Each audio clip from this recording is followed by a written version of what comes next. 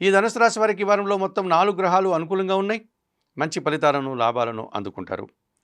తృతీయంలో రాహు సంచారం వల్ల జన సహకారం బాగా ఉంటుంది. విదేశీ వ్యవహారాలు సానుకూలంగా ఉన్నాయి. నూతన ఉద్యోగాలు కానీ, నూతన వ్యాపారాలు కానీ అనుకూలంగా ఉన్నాయి.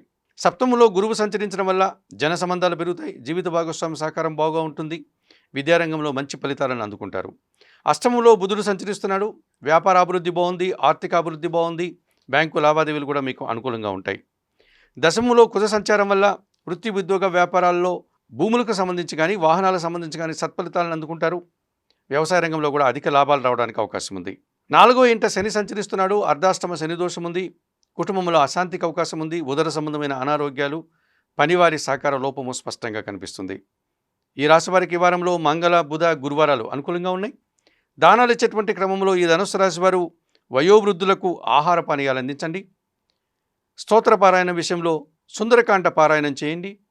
ఆలయ సందర్శన కార్యక్రమంలో భాగంగా ధనుసు రాశి వారు ఆంజనేయ స్వామిని దర్శించి నమస్కరించుకోవడం వల్ల మరింతగా మంచి ఫలితాలను అందుకోగలుగుతారు.